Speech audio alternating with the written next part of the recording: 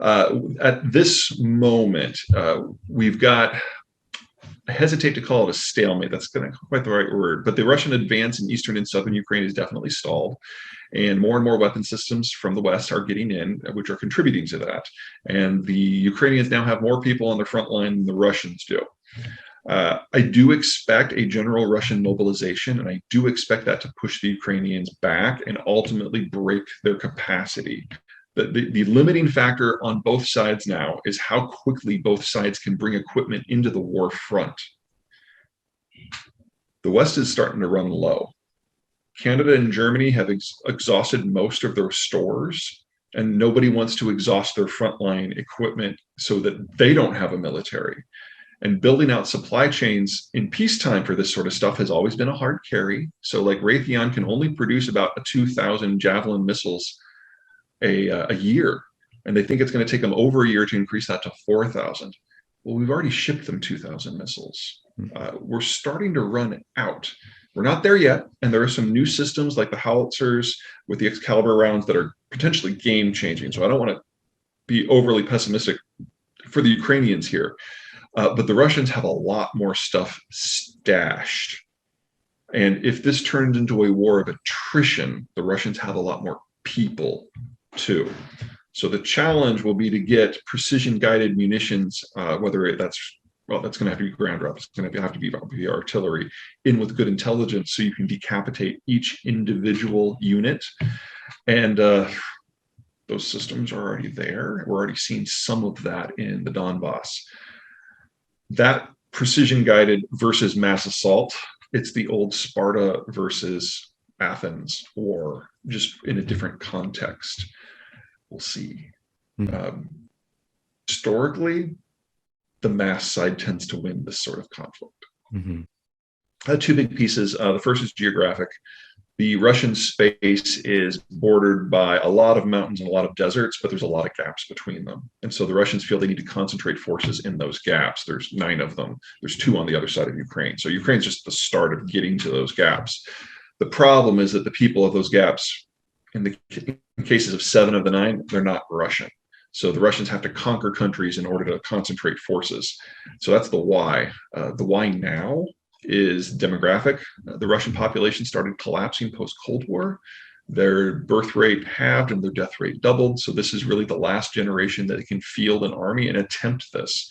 If they didn't do this now, the next time there was a war and someone did come through one of those gaps, the Russians would have a small army to defend a huge frontier, and they couldn't pull it off.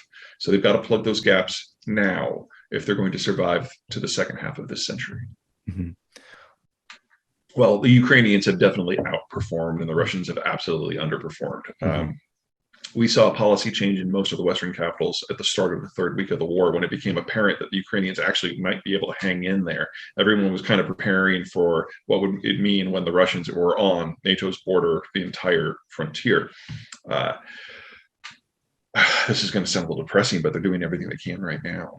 They're learning the new weapon systems as quickly as they can. They're making it count. They've developed a fantastic human intelligence network in the occupied territories and even in Russia. I'm spitballing here because I don't know this for sure, but there are a lot of really suspicious fires at industrial military facilities throughout Western Russia and have been for a month.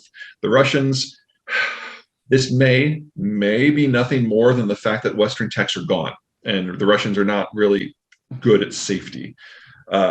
But this is a lot of fires in a lot of places that are really sensitive. It feels like there's something else going on. And the Ukrainians are the ones who could pull that off. They're also destroying their own physical infrastructure to stymie Russian advances. And then if you add in the Excalibur rounds and the howitzers, they could start decapitating Russian forces. They're doing all of these things to a degree that I would have never guessed was possible 10 weeks ago when the war started. I don't think anybody was predicting this. I don't know if it's going to be enough. Because once the Russians do a regular mobilization, and instead of 200,000 troops, they have 2 million troops in theater, that's a very different picture. Well, the Russians have to get those gaps. One of them is Bessarabia, that's modern-day Moldova. One is the Polish gap. You can guess where that one is. One is the Baltic gap. That's Estonia, Latvia, and Lithuania. So once the Russians are done with Ukraine, once it's pacified to their satisfaction, they will push on and there will be a direct NATO-Russian confrontation. What we know now, though, is that the Russians are not all that when it comes to war. So if we have a direct NATO-Russian fight, the Russians are going to be beaten soundly about the head and shoulders, and they will be forced into a humiliating strategic retreat all the way back to Russia, maybe even past the borders. And since they see this as an issue of national survival, if we get into that environment, they will probably escalate and they will probably bring nukes to the party.